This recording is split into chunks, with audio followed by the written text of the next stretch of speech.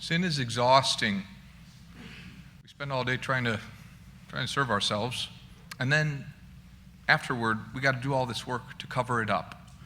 And all this work in our own minds to justify, to silence our consciences, the mental gymnastics that we do to say it wasn't that big a deal or it's okay.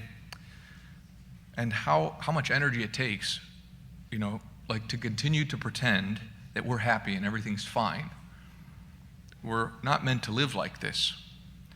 And today, the beginning of Lent, today God comes to rescue us from slavery with mercy and healing and love. The ashes that we receive today, they're an exercise in repentance. They're these acts of penance. And we've got to be careful because we don't do this.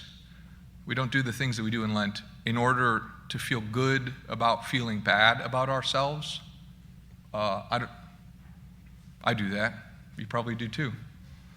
Isn't it a strange thing? We feel a little better if we feel bad about ourselves. It's not to soothe our consciences by being here today so that we can live like another year of the same, another year of living death.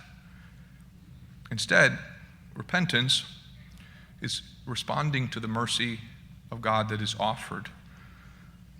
It's the hard, wonderful work of returning to reality and not remaining in our imaginary world.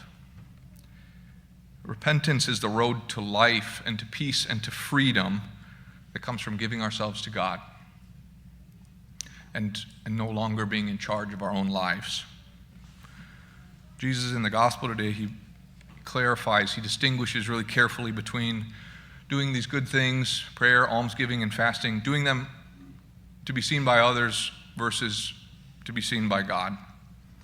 And we all do this. We work so hard on our image. Even those of us who say we don't care what other people think of us, we work really hard to be seen as someone who doesn't care about what other people think of us, So we work really hard on our image to control how others see us. Sometimes to do that, we sin. We lie, we cheat, we manipulate so that other people will think of us in the way or see us in the way that we want them to. And then when we do things that we don't want other people, that would ruin our image, our secret sins, then we work so hard to hide them. And it's so much work. It takes so much spinning in our minds. We end up so anxious and always having to be vigilant and calculating. We put so much energy into keeping the mask in place because we don't, what if we ruin it? What if the mask falls and people see us as we are? We can spend our whole lives on this and actually get very, very good at it. If you have become so good at it that you can keep the mask on in your sleep, then you end up being the most pitiable of anyone. We can spend our whole lives on this, and if we get good at it, if we can keep up appearances for that long, then at the end, what we get is a handful of dust and nothing more.